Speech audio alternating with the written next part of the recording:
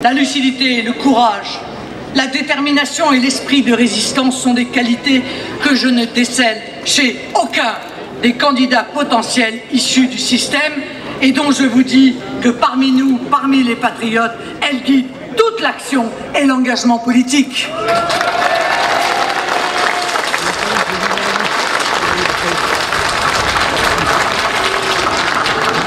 Le chef de l'État doit être un personnage capable de s'élever au-delà du subalterne, de se détacher des contingences pour voir loin, derrière l'horizon et déterminer le cap. Je dis que présider, c'est prévoir pour anticiper. C'est refuser le prisme trompeur de la bien-pensance qui conduit au déni de réalité et donc à l'erreur d'appréciation. C'est avoir la force de se détacher des féodalités de tous ordres pour ne voir et donc ne défendre que l'intérêt public. Je dis que présider, c'est conduire une nation vers son unité, vers sa prospérité, vers son rayonnement politique et culturel. C'est œuvrer pour qu'aucun de nos compatriotes ne soit laissé sur le bord du chemin. Avec toi, Marie. Je dis que présider, c'est se comporter en chef de l'État, c'est-à-dire œuvrer pour que l'État ne fonctionne pas pour une faction ou parfois pour lui-même, qu'il ne fonctionne pas contre le peuple comme c'est trop souvent le cas aujourd'hui, mais qu'il n'ait comme seul moteur et guide que l'intérêt national.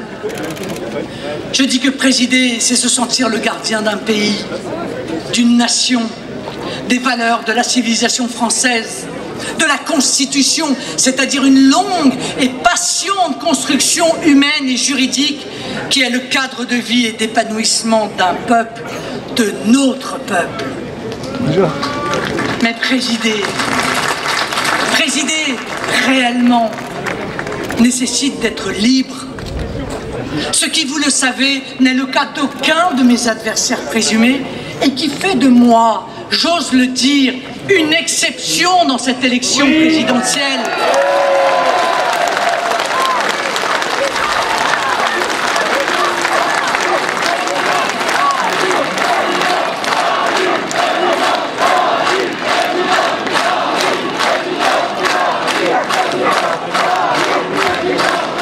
Je revendique une totale liberté, et ce n'est pas qu'un mot, car je suis libre par rapport aux puissances auxquelles se sont soumis les autres.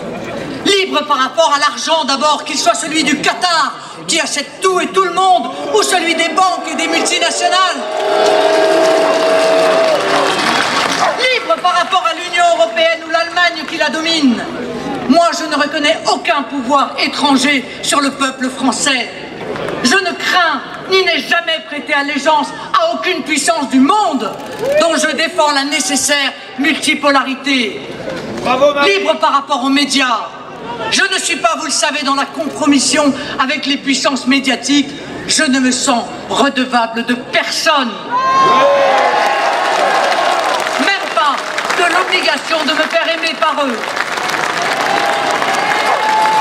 Libre aussi par rapport au bilan de cette classe politique. Tous mes adversaires ont contribué à l'effondrement de la France, souvent récemment.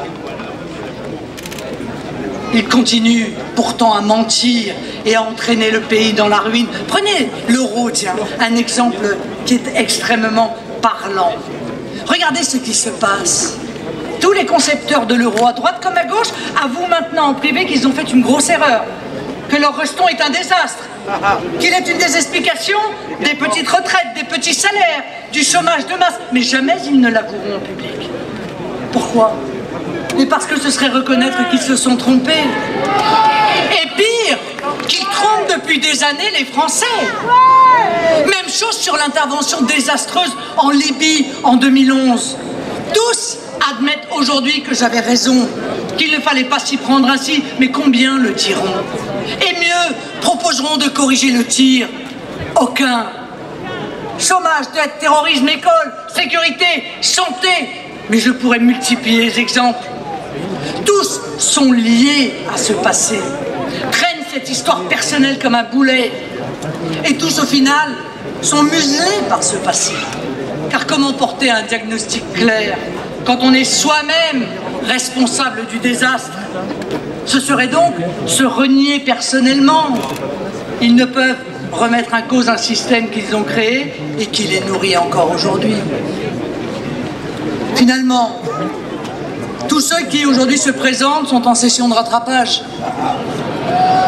Ils espèrent que les Français oublieront leurs échecs, mais désolé, nous serons là pour les rappeler.